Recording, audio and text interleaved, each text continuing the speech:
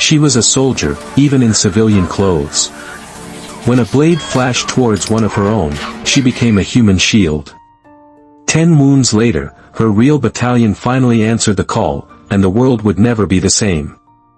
The fluorescent lights of the civilian ER hummed a tune of sanitized misery. For Sergeant Maya Ramsey, a 30-year-old Army combat medic on a rare block of leave, it was just another Friday night, albeit from the wrong side of the gurney. A clumsy fall during a morning run had left her with a sprained ankle, and now she sat, her uniform of cargo shorts and a faded band t-shirt a stark contrast to the institutional green around her.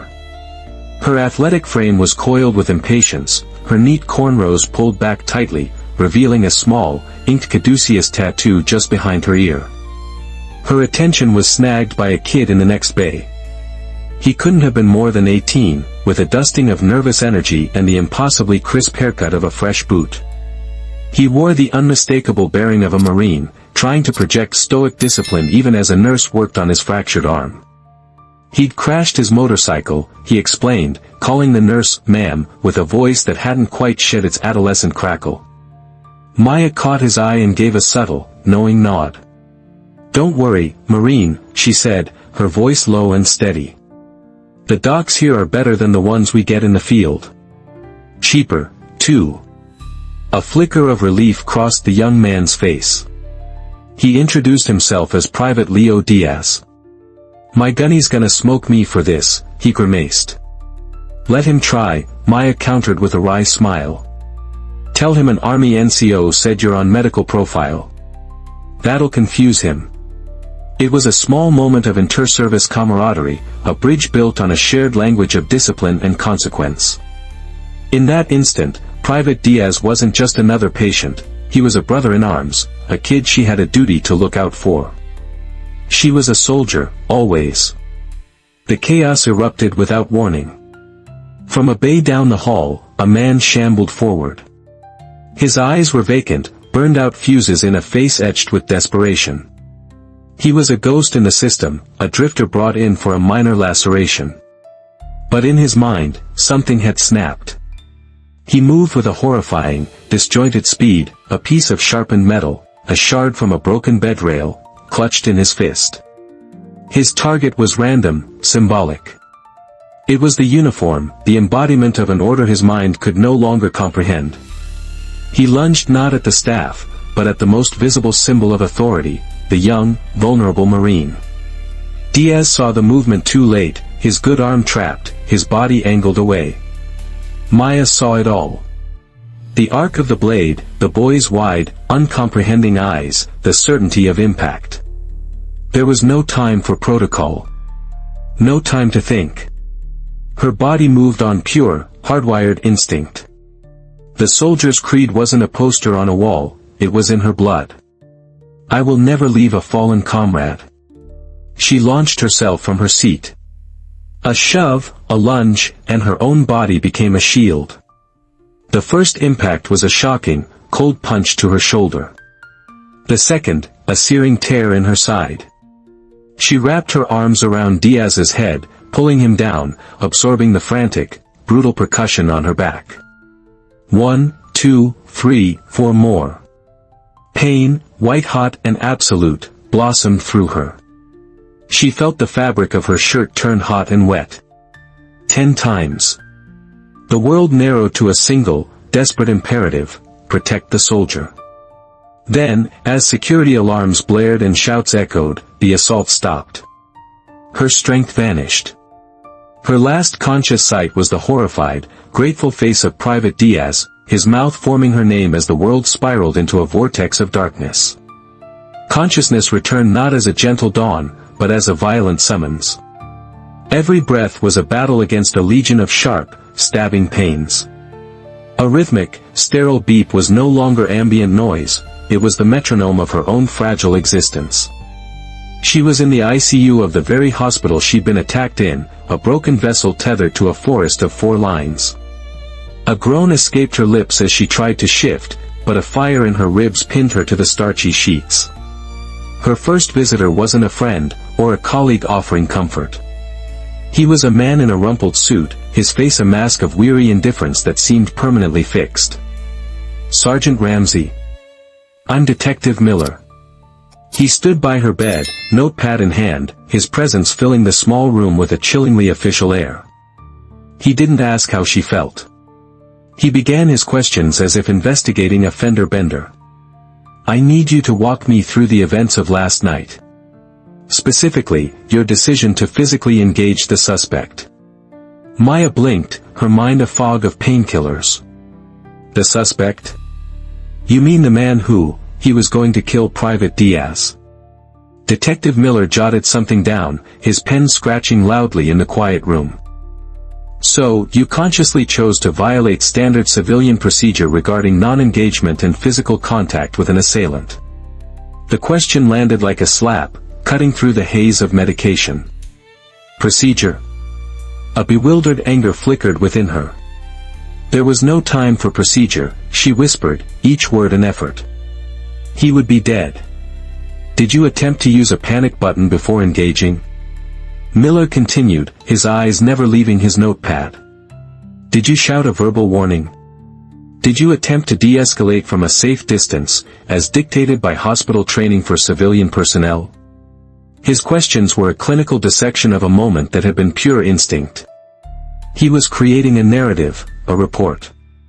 And in his version, she wasn't a hero who had saved a life, but an unpredictable element who had complicated a crime scene. She had contaminated his neat little box with her own blood. I don't remember, she managed, the fight draining out of her. She was too weak, too broken to defend the most selfless act of her life. Miller sighed, a small, impatient sound. The suspect is in custody. We'll be in touch. He left without another word, leaving a business card on her bedside table. Later, a woman from the hospital's risk management department appeared.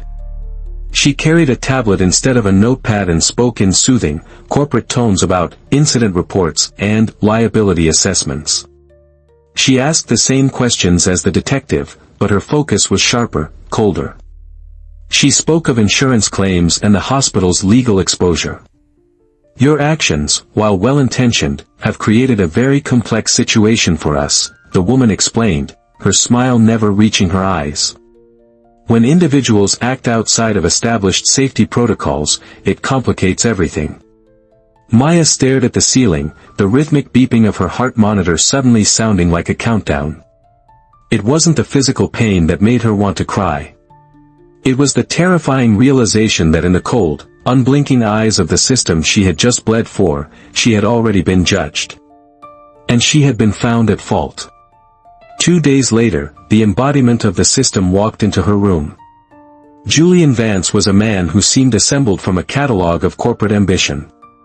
His suit was an expensive shade of charcoal gray, his shoes gleamed under the harsh fluorescent lights, and his smile was a masterpiece of insincere perfection. He carried not flowers, but a slim, leather-bound tablet. Sergeant Ramsey. A terrible business. Just terrible, he began, his voice as smooth as polished marble. He pulled up a chair but sat on its edge, as if too important to fully commit to the act of sitting. The entire St. Michael's family is pulling for you.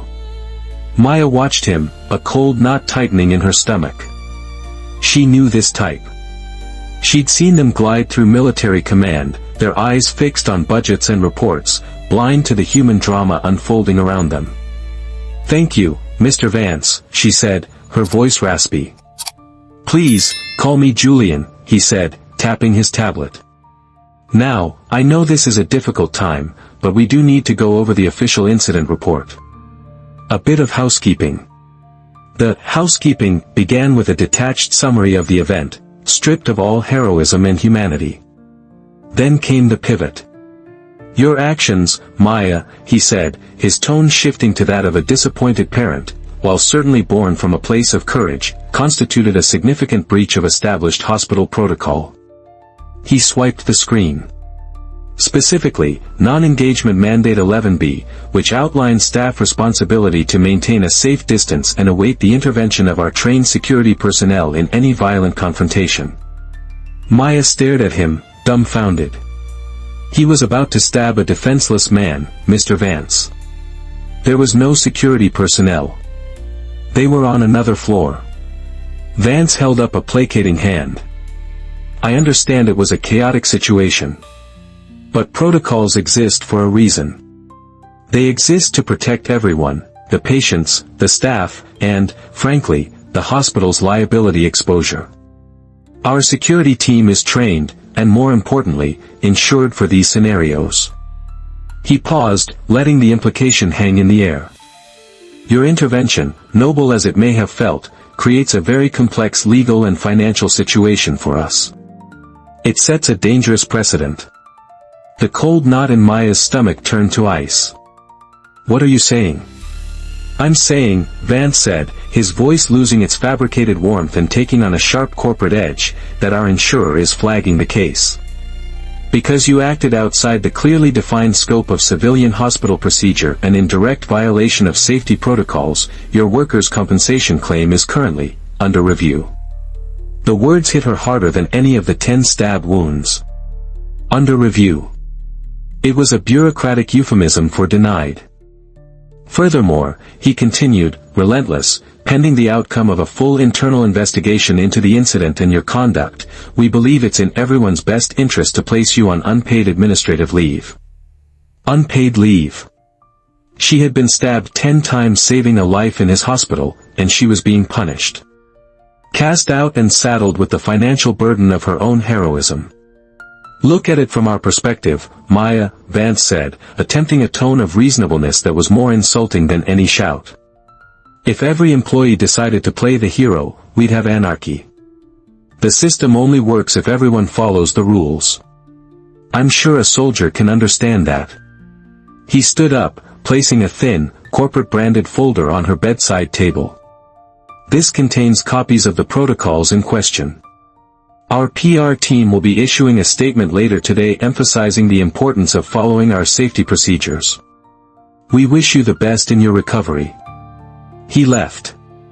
The room was silent, but now the silence was filled with a roaring injustice. The physical pain was a fire in her body, but this betrayal was a shard of ice in her soul. She had been stabbed twice, once with a knife, and once with a policy. A week later, Maya was home. The word felt wrong. Her small, two-bedroom suburban house had always been her sanctuary, a place of quiet order. Now it was a prison. Her body was a landscape of pain. Simple tasks became monumental efforts. Changing the dressings on her wounds was a nauseating ritual that left her trembling and exhausted. The silence was the worst part, a heavy, suffocating blanket. The mail, when it came, felt like a deliberate act of cruelty. Not get-well cards, but a cascade of medical bills. The ambulance transport, the ICU stay, the surgeon's fees, all with terrifyingly high, patient responsibility, balances. Staring at a bold red, past due, stamp on one envelope, she felt a wave of dizziness. Yesterday, another envelope had arrived. It was an eviction notice. With her pay cut off and her savings dwindling, she had missed her rent. Flicking through channels, a local news anchor's face appeared. An update on the incident at St. Michael's Hospital. Her heart pounded. She listened as the reporter recited a version of the story that was technically true but morally bankrupt, quoting the hospital's PR statement almost verbatim. It spoke of an unfortunate incident where hospital safety protocols were not followed. They cut to a workplace safety consultant who spoke in grave tones about the dangers of employees playing hero. There was no mention of Leo Diaz's life being saved. There was only the implication that she, Maya Ramsey, was reckless. They were using her pain as a training seminar. She sat in her darkened living room, the pile of bills on the coffee table looking like a monument to her folly. She had done the right thing, and her reward was to be left alone in the dark with her pain, her debt, and her professional ruin.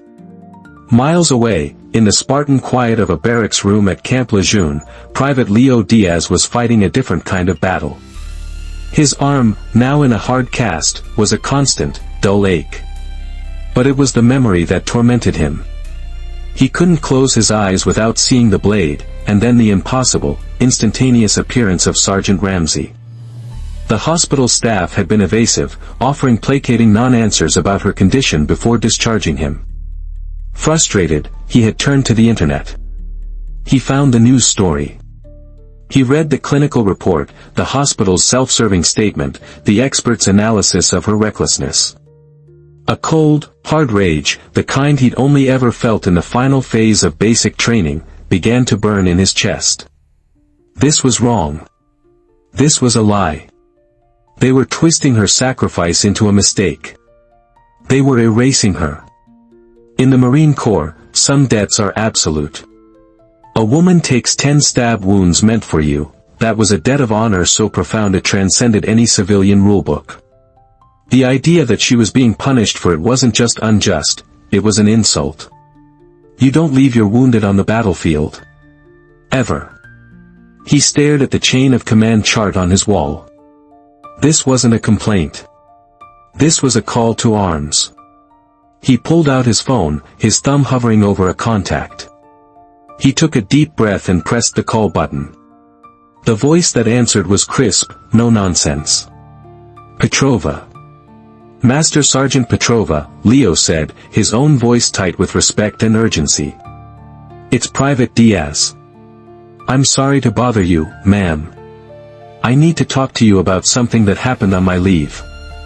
It's about the soldier who saved my life.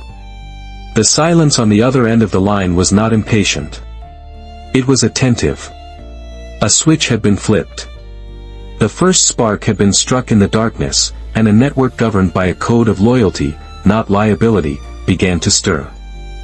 Dawn broke over Maya's quiet suburban street, painting the sky in pale shades of pink and gray. For Maya, it was just the start of another day in her personal purgatory. She sat at her kitchen table, staring at the eviction notice. The fight had gone out of her. Defeated, she limped to her front window, looking out at a world of normalcy that felt a million miles away. That's when she heard it. A sound so out of place in the morning quiet that at first, she couldn't identify it. A soft, rhythmic, percussive sound. Thump. Thump. Like a single, slow drumbeat. It was the sound of a pair of perfectly polished boots hitting the pavement. Then another joined it, falling into perfect sync. Thump thump. Thump thump. Then 4 more. Then 10. It wasn't loud or aggressive. It was a sound of immense, controlled power, a growing tide of unified rhythm that seemed to make the very air vibrate. A knot of confusion and fear tightened in her chest. She moved to the front door, her heart beginning to pound a frantic, panicked beat against the steady, disciplined rhythm from outside. With a trembling hand, she unlocked the deadbolt and pulled the door open. The rhythmic sound of marching boots stopped instantly. The silence that fell in its wake was more profound, more absolute than any sound she had ever heard. She stepped onto her porch, and her mind struggled to process what her eyes were seeing. Her street, her quiet, ordinary suburban street, was gone. In its place stood an army of honor. From her porch to the end of the block, the street and sidewalks were filled with United States Marines. There were at least 200 of them. They were not in combat fatigues, but in their immaculate dress blue uniforms, the high-collared jackets adorned with ribbons and medals, the white trousers with their razor-sharp creases, the gleaming white caps. They stood in perfect, silent formations, a phalanx of blue and gold that seemed to hold back the ordinary world.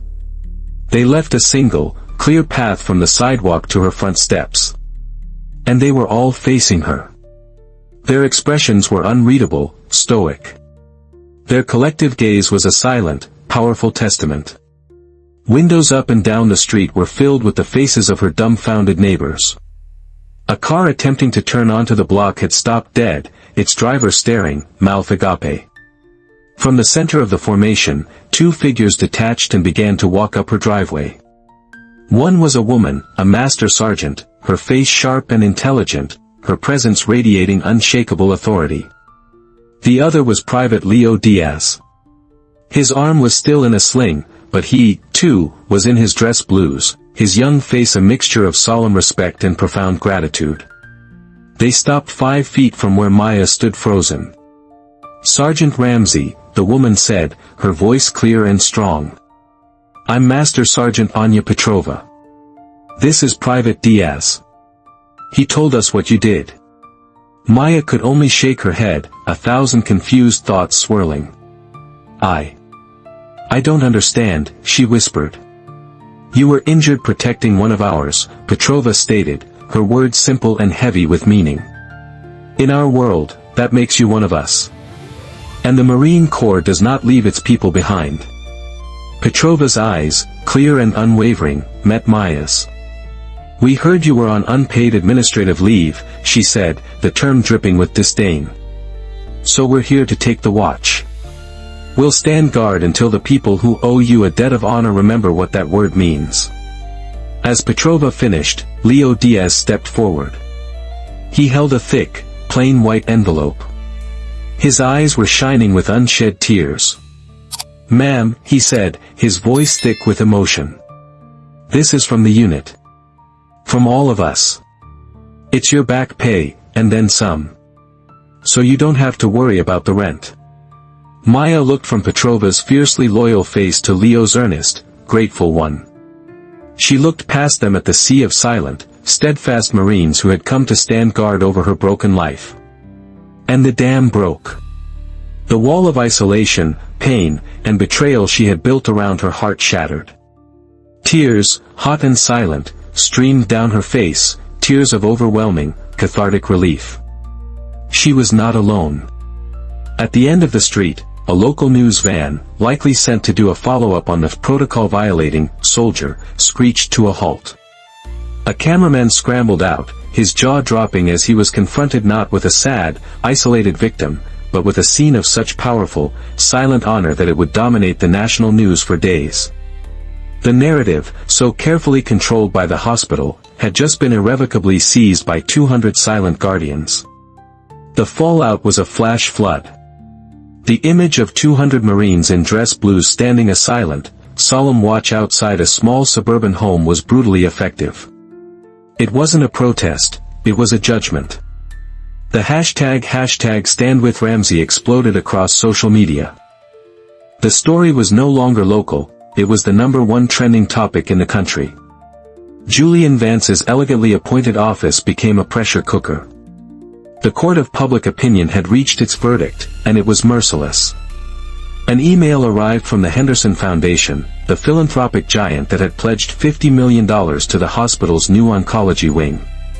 It was short and lethal: "We are placing our pledge under immediate review and will reconsider our support unless this situation is rectified with the same level of honor Sergeant Ramsey displayed." It was a kill shot. The next 24 hours unfolded in a montage of humiliation for the hospital and vindication for Maya. First came Julian Vance, pale and sweating at a hastily erected podium, announcing that Maya was being awarded the hospital's highest honor, reinstated with full back pay, and offered a heartfelt apology. The hospital would cover all medical expenses and provide a significant bonus for her extraordinary bravery. His resignation was announced that evening. Next, the hospital's board announced the formation of a new, staff protection and valor policy. Detective Miller personally visited Maya to apologize, informing her that his office was now investigating the hospital for criminally negligent policies. The GoFundMe, one of the younger Marines had started with a goal of a few $1,000s, went supernova, rocketing past $1 million from donations across the nation. The watch was over. The day the last Marines departed, Master Sergeant Petrova simply shook Maya's hand. "You ever need anything," she said, "you have our number." 6 months later, the halls of St. Michael's felt different. Maya Ramsey walked those halls not as a nurse, but as the hospital's first-ever patient and staff advocate, a position created for her and funded by the Henderson Foundation. Her job was to be the voice for the voiceless, the institutional memory of what happens when systems fail the people they are meant to serve. She had a slight limp, a permanent souvenir, but she carried it not as a weakness, but as a credential. One afternoon, she saw a young Army medic, barely out of school, hesitating outside the room of a difficult patient. The medic's shoulders were slumped, his face a mask of anxiety. Maya changed her course. She walked up and stood beside him. "I've got your back," she said softly. "Let's go in together." The final image was not of a dramatic rescue or a grand gesture. It was of Maya, the scarred but unbroken soldier, standing shoulder to shoulder with a new generation, continuing her life's work. She was no longer just healing wounds. She was defending the healers. The watch had not ended. It had simply been passed on. This story is a testament to the fact that true honor isn't found in a policy manual, but in the courage to stand for what's right. If you've ever witnessed an act of everyday heroism, share it in the comments below. Let's fill this space with stories of real heroes. And please, always comment with respect for one another. If this story moved you, please like, share, and subscribe for more content that matters.